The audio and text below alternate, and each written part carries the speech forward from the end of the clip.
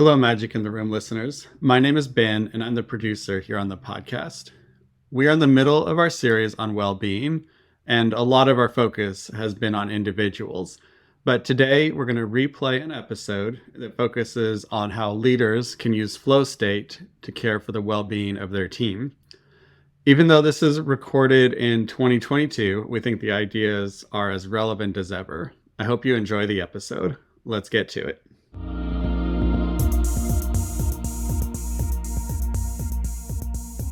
Magic is found in every room, where people connect over a shared purpose. In this weekly podcast, Luke, Hannah and Chris explore the role of purpose, courage, mindset and culture in every leader's quest for transformational performance. Hello and welcome to Magic in the Room. I'm Luke Freeman. I'm Hannah Broderud. And I'm Chris Providence. Good morning. How are you guys doing today?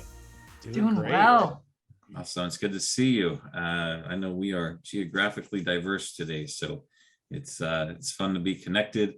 And I think we're all going different places today, and regardless of where we're headed, I think we're hearing a lot of the same question right now.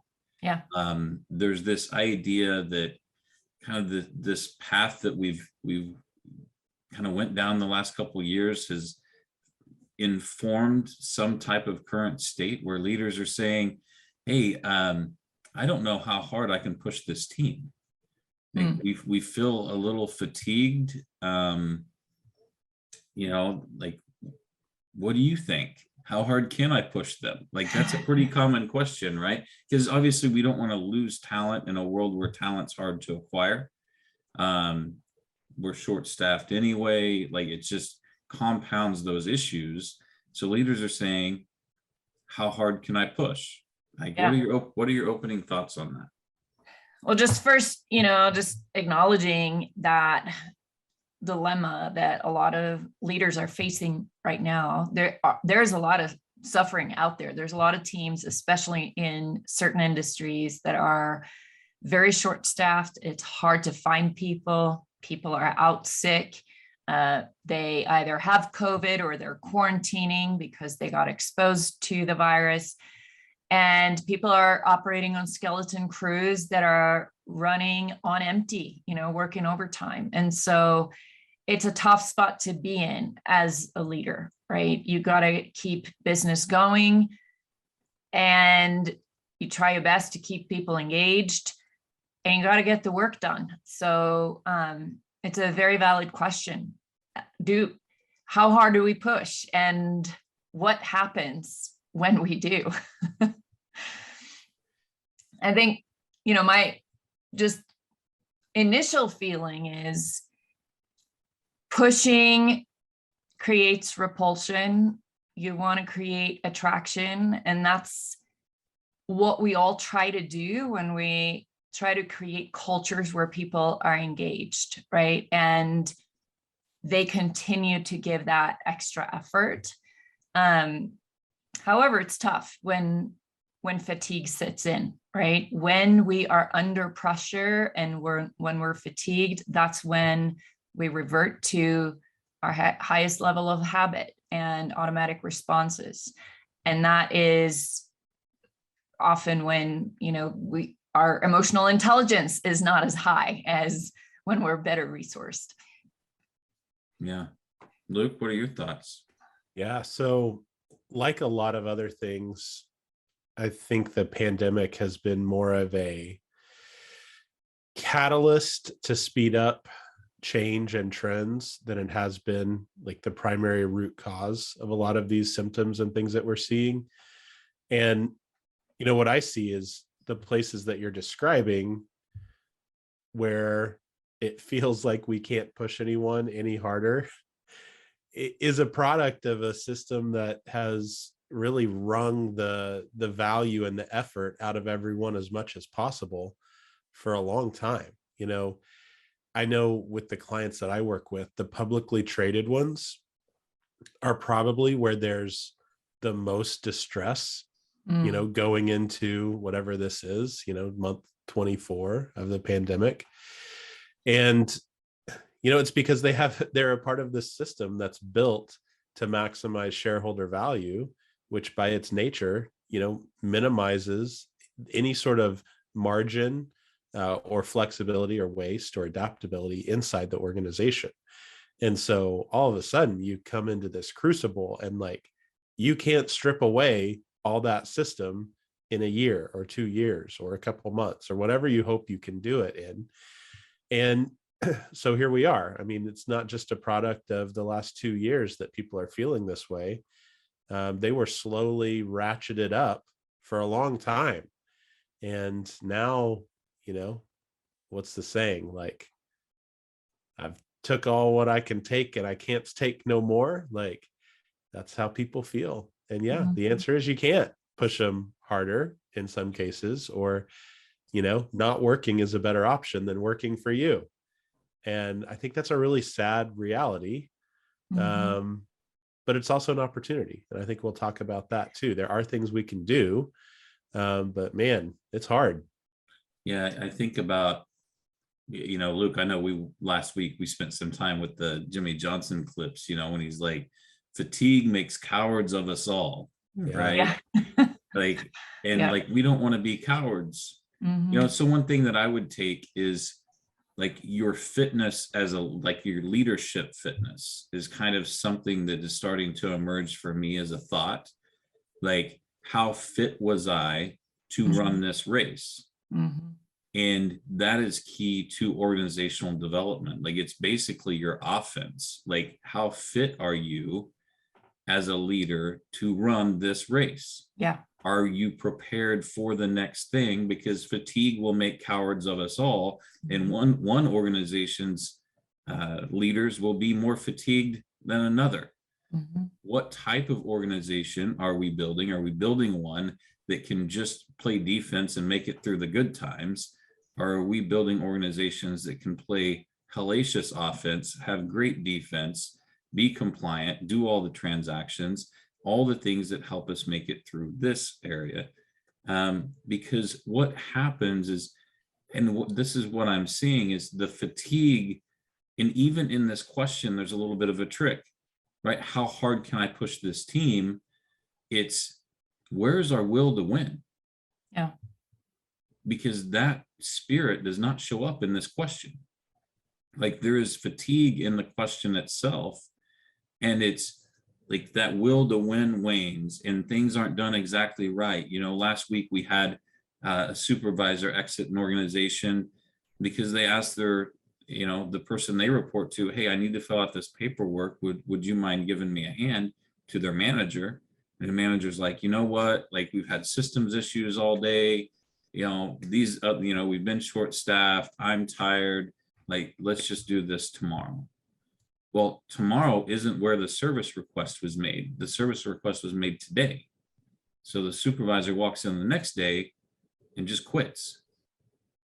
Like, things not being done quite right because we're fatigued. Any other day of the year or any other condition, that manager does that thing.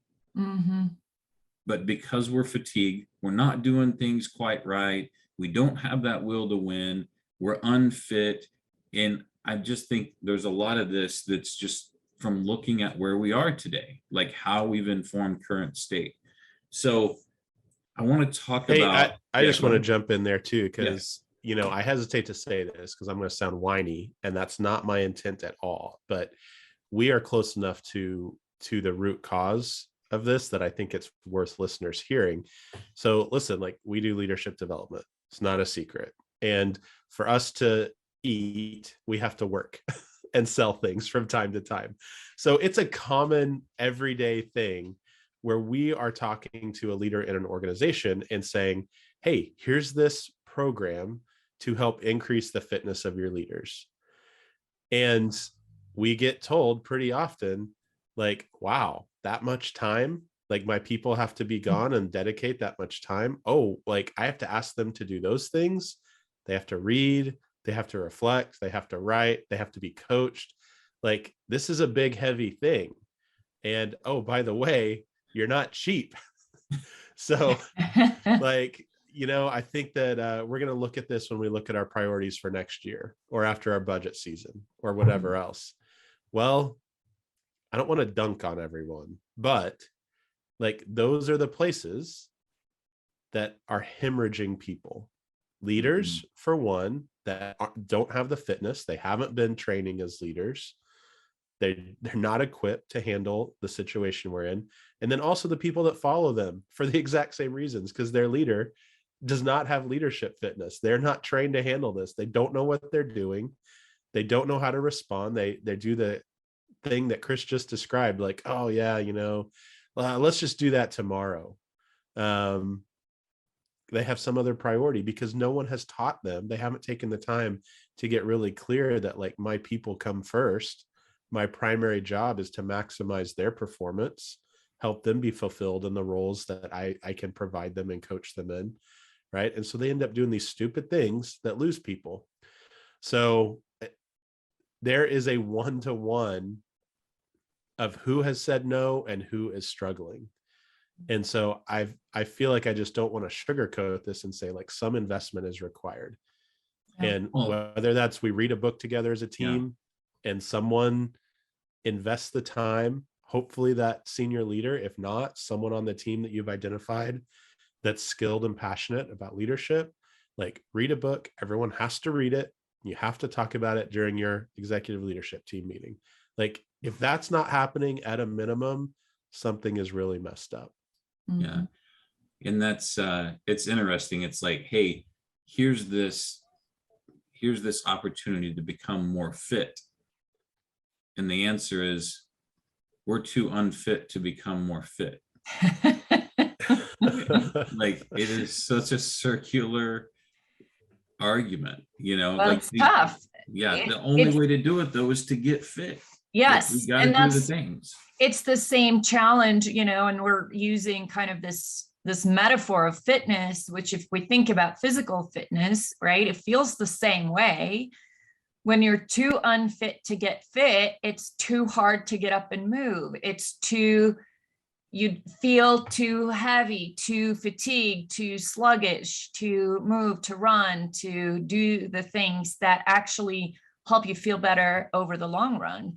And, and that's, I think, one thing that I've learned from this journey into long distance running is doing, races are great. It can help you stay motivated, right? But it's all about the showing up consistently for the training, no matter what, even if it's just a little bit, right? We do the things and we do a little bit every day or on a consistent basis, and gradually fitness happens. But it's not like you can just push really hard and achieve fitness and then stop doing fitness things, like you're going to atrophy if you don't continue to work on how to get fit. And I think that is the same in terms of how to lead and how to become a better leader.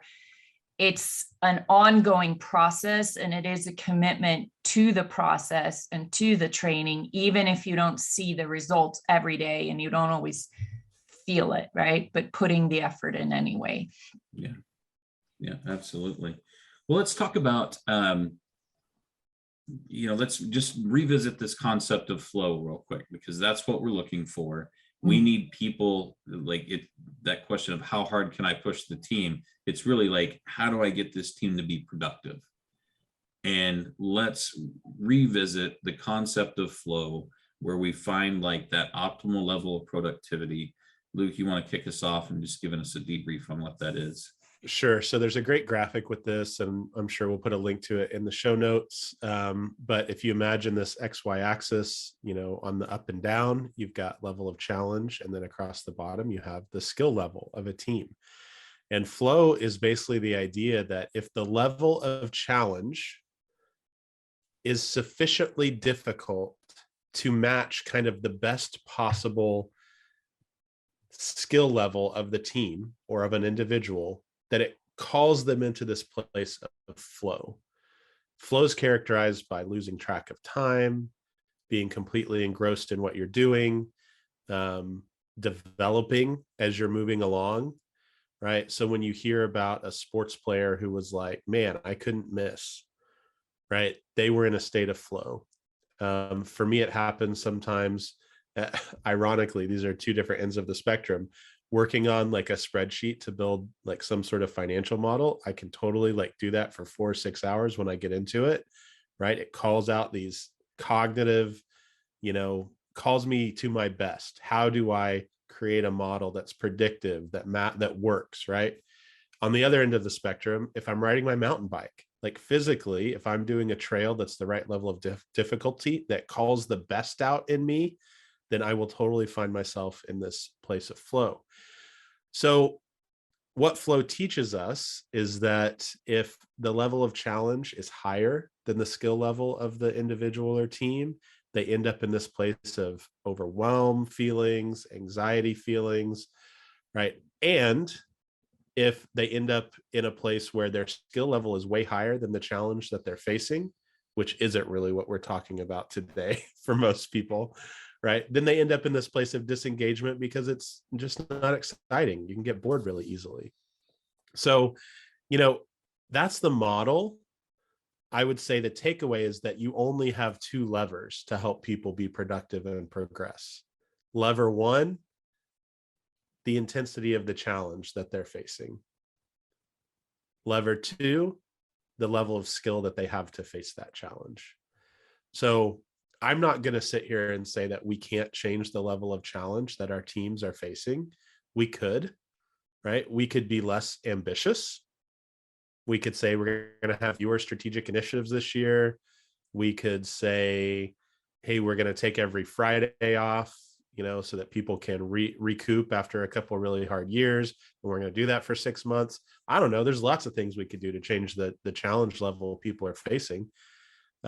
We could say we're going to reinvest, right? And get everyone a nap pod and not be profitable this quarter, whatever, right? But mostly the lever that we have to move is skilling people up to face the level of challenge. And ironically, if we go back to this fitness thing, as Hannah said, that does also require slowing down for a period to skill people up, but then they'll be able to operate in a space of higher levels of challenge.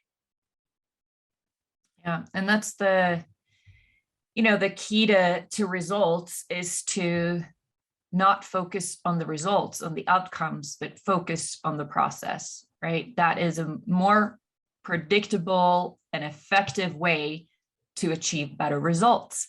In sales, if you stare at the number and try to meet it every month, and then the number at the end of the month is the only thing you focus on, it's a lot harder to get there than if you focus on those incremental things, those key performance indicators that it's going to take in order to get there. It's analogous to having a process orientation versus a outcome orientation. We can't control outcomes, but we can control the process and the effort that we put in.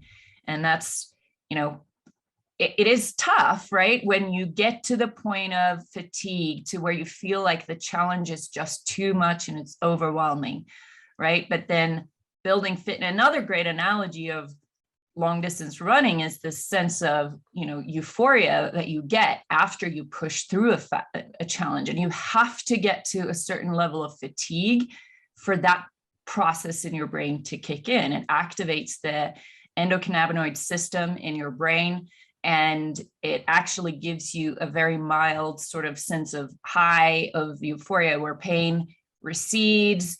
You feel like it's okay to keep going. And in fact, it feels good to, but it requires getting through that initial phase of fatigue. And I do think we can achieve that in organizations as well. Once we get through the initial kind of shock and pain of all this change and disruption, finding that groove of just keep going, keep putting one foot in front of the other.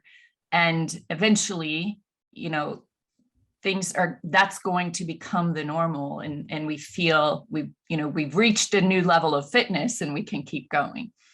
Yeah. And I want to, take perfect segue and continued analogy, right? If I just think about where I'm at, like I hurt. Yeah. And I will stop. Yeah. But I'm not thinking about where I'm at. I'm thinking about where I'm going. Mm-hmm.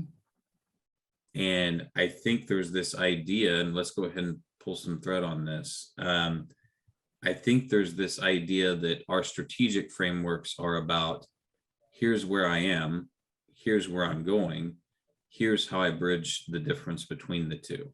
Mm-hmm.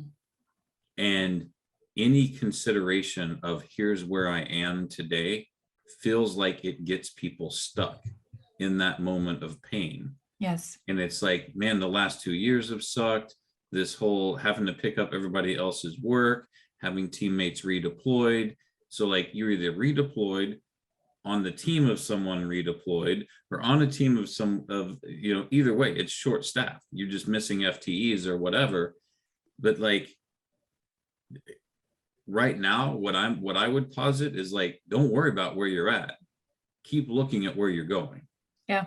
And kind of tie back to, your individual purpose. What is it about? What are you seeking to achieve in life? Because all of that is still possible, but you can't get there looking at where you are. So yeah. I'm going to posit like we need to, for some season, stop worrying so much about where we are, because where we are is painful. Mm-hmm. We've got to focus on where we're going. And that's the greatest challenge and the most important responsibility for a leader in times like these. There's, if you look at brain science, how our brains work, the how and the why operate on two different systems in the brain. You cannot effectively hold while you're in the how and you're concerned with how to get the job done, how to get through the day, how to do the things, right? And you're experiencing all the pain of whether it's learning the new skill or just pushing through. You're immersed in the how. And that's a different system in the brain than the why that tells us why we're doing this in the first place. And so leaders have to consistently and repeatedly call out the why, remind us of the why, help us rise above the how so we can see the why, right? And when we're looking at where we're going, when we understand the purpose, what is there on the other side of the pain, right? That's the reminder that we need. And leaders are, that's our biggest responsibility, is help to call back to the why, help us remember why we're in this race in the first place. Yeah, I think there's this idea of, hey, I'm a leader. I've raised my hand and said, I'm going to be responsible for the well-being of other people. That means not letting fatigued people wallow in misery. Yeah. Right. And that's basically when we're saying, I don't think we can go that hard. I don't think we can look ahead. I don't think we can do any lifting. We'd rather let me reframe that. We'd rather just sit around fatigued and wallow in where we are. Yeah. Which is different from having empathy, by the way, right? Yeah. Having empathy says, I'm here with you. I recognize that it's hard and we can do this together. 100%. Yeah. So here's where I'd push back on this idea of, not reflecting and not focusing on where you are, because I think I don't want to give people that out if they have what it takes to do that work right now. Because the other thing about flow is that it works on both cognitive challenge, right? Cognitively, do I have the skill? Am I skilled up to face the challenge that I'm facing? Emotionally, am I skilled up to enter the emotional challenge, that surrounds me? And then physically, can I come up against this physical skill? And I think what I hear you saying is that there are a lot of folks who right now, emotionally, cognitively in particular, maybe are so fatigued they don't have what it takes to meet the challenge. And it's like, all right, just do the things and make some progress. And I do not disagree. I think leaders should be masters of flow for their teams. They should be up there on the bridge of the battleship, looking down at all the pieces moving around and be able to say, I'm going to adjust the level of challenge for those 3 people over there. And I'm going to skill up those 2 people over there. And this group of folks can handle this much information, and this group of folks can handle another. So they should be facilitating flow states, or as close as possible, for everyone on their team. So that's true. I do think that we can pull back from this traditional, where are we now? Where are we going? How do we bridge the gap? If that's too overwhelming for a specific team. My hope, I'm going to circle all the way back around to leadership fitness. My hope, and I know this isn't true, maybe it's a vision more than a hope, is that every organization would have at least one leader who has the leadership fitness to be able to be up on that bridge, really considering strategy and where they're going, really looking at trending, really saying, oh, we have a personnel issue. What models are we going to change? How are we going to do things differently? How are we going to staff differently? How are we going to shift differently? How are we going to recruit differently? What's our employee experience going to look like differently? Those are all 5-year changes that need to be made. Someone needs to be thinking about that right now. And I hope that that is true. I also know in reality, for a lot of organizations, that's not. Well, and I think, Luke, we have evidence that people are not prepared for the emotional challenge. And I mean, and I'm not saying we're not part of that, right? Like, it's been an emotional ride. But the research, I think we're looking at the research, the journal article from Northwestern, it's basically saying we're not fit enough for the emotional challenge of what we've been dealing with, to the tune of, 30% of people are moderately depressed or show significant signs of depression, 42% in adults 18 to 24 years old, 25% of people reporting, significant symptoms of anxiety. Parents just ran absolutely ragged on this deal. So I want to get your kind of take on the research, both of you, but it just looks like, hey, the more emotion that's in someone's work as a parent, as a professional role, as a civic leader, the more emotion there is in that, the more likely it is that we are showing some significant signs of depression, anxiety, mental, I guess, a lack of mental well-being. And that's where that's kind of fueling my side of saying, like, stop worrying about reflecting on where you are. Like, we're not emotionally fit to do that right now. Like, the majority of us are fit to look forward and grow into a new day.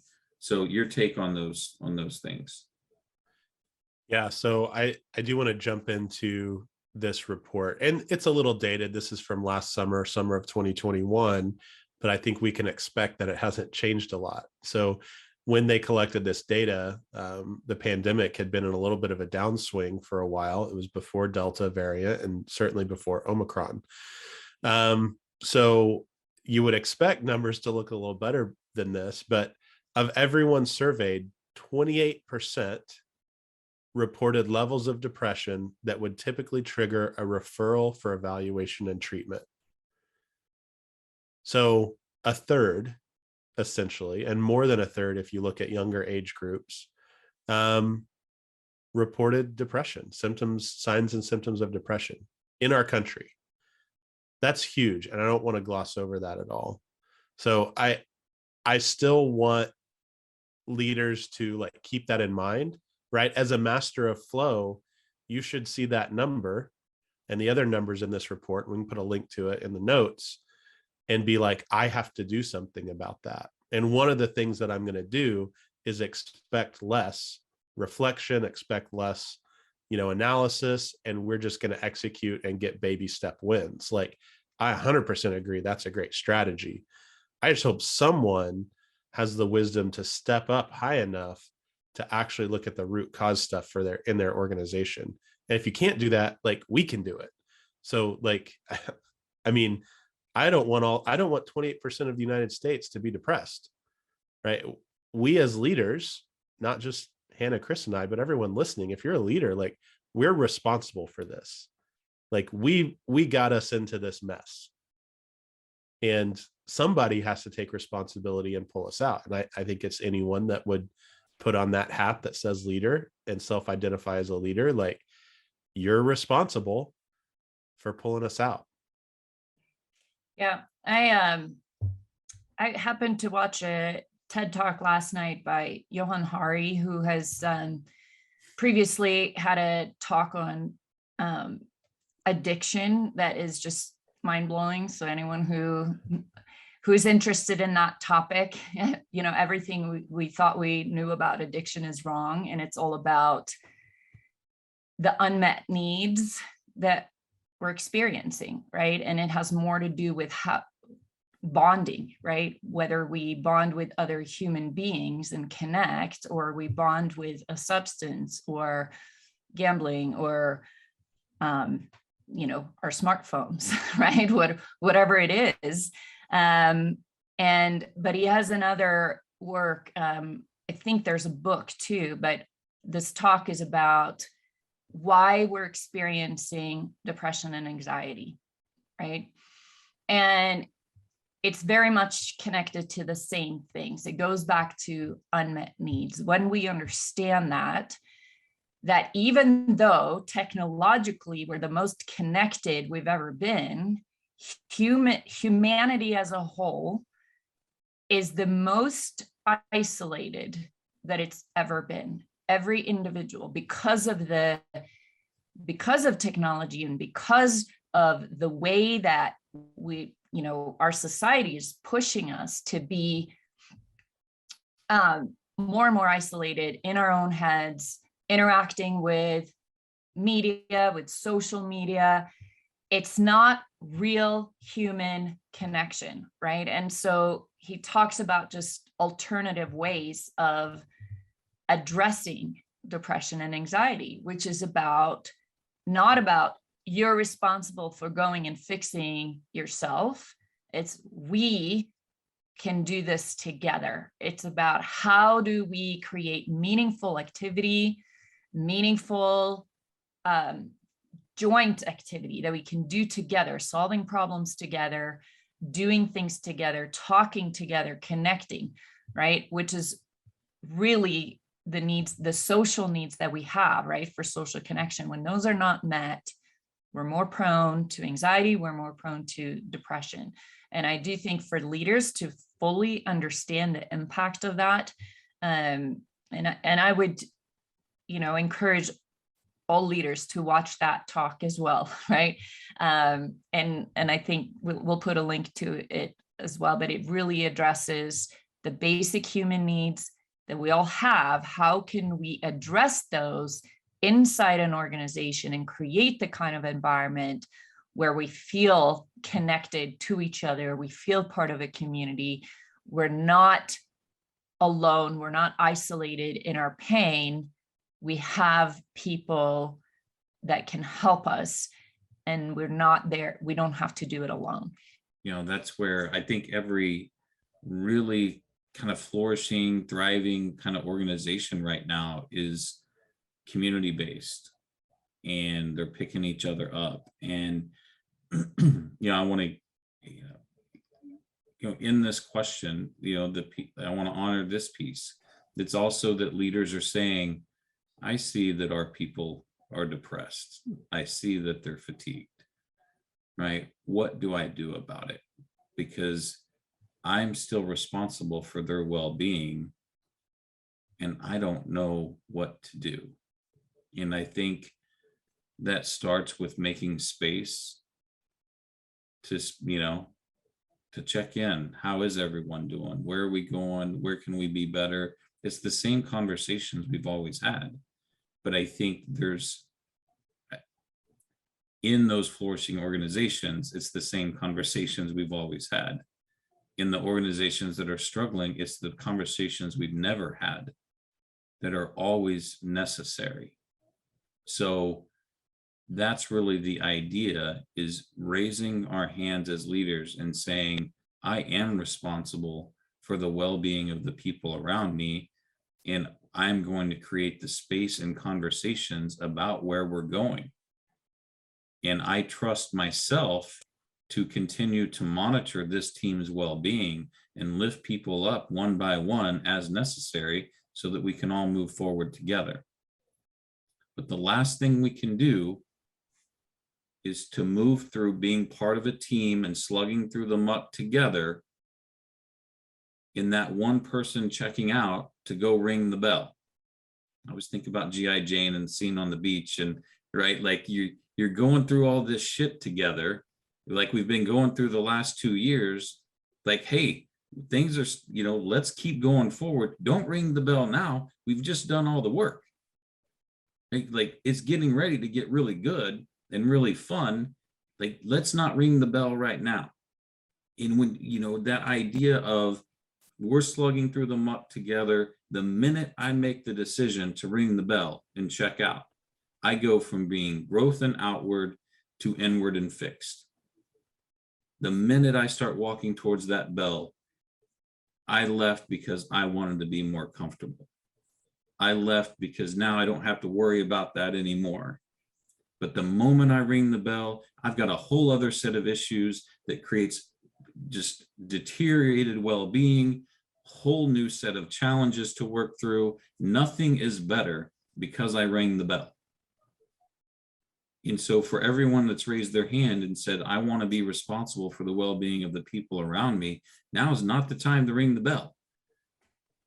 Now's the time to stay in it with our teams, be growth and outward, keep slugging through the things together, have those conversations. So I'm going to hand it to you guys for your final thoughts on all this.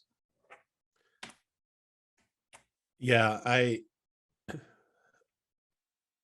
hear what you're saying, and I totally agree with you. I'm also imagining that I'm the person who like maybe hasn't been developed as a leader, and I want to be a leader, but I don't really know how to do that. And maybe it's awkward to have those conversations, like to really dig in and support my team. And I might even be in an organization where the culture is like, we don't really do that here. And so there's some courage required to do the right thing and build community. We've been using this fitness metaphor. I was just thinking like, hey, if there's a zombie apocalypse and it requires a lot of running, like Hannah's going to be better off than I'm going to be. Mm-hmm. And there's going to be a couple months where, I am just like sucking wind and really challenged as I run for my life. And I know there's leaders in that boat right now where it's like, it doesn't come naturally. They haven't built the practice enough to have that intuition about how do I respond to a unique challenge, to a request? How do I intentionally see engagement issues coming or see well-being issues on my team and address them? And like, I'm just trying to survive. I'm just trying to operate. And now you're telling me I also have to learn how to run. Mm-hmm. And it's really hard. And I just want to acknowledge that, but also say like, there's no one else who can do it. If you leave, if you go to try something else, like no one else is going to do it. Someone else is going to come in that's just as poorly equipped as you are, just as scared as you are, just as, fallible as you are. And so like, don't give up. And the more you invest and run, the more strength you will build. And that's the upside of this. Like, it has been super hard. There are a lot of really tired people. I've also seen several leaders who like, they'll never go back to how they did things before. Mm-hmm. They have the leadership fitness now to do things that they could never do 2 years ago. Mm-hmm. And that's exciting. And I think that can be anyone who's listening, can jump in and that can be their story. Mm-hmm. And who knows how long major disruption is going to be happening, maybe forever, right? This could be the new way that we do life, massive change every 4 months. Mm-hmm. Why not be a person that can thrive in that environment? They're out there, and I think you can be one too. I love that. What a great message of hope, Luke. Yeah, I just want to say to everyone who's listening, you're not alone. We're in this together.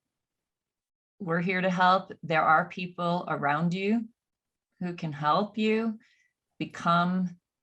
be there for your team in the way that they need it, who can help you skill up, right? Who can even just be there to support and listen and hear the challenge, right? And show that empathy. Chris alluded to, there's a lot of evidence out there of the effects of the fatigue, and I think us here, and the three of us in this conversation, we're part of that evidence. We're experiencing it too, right?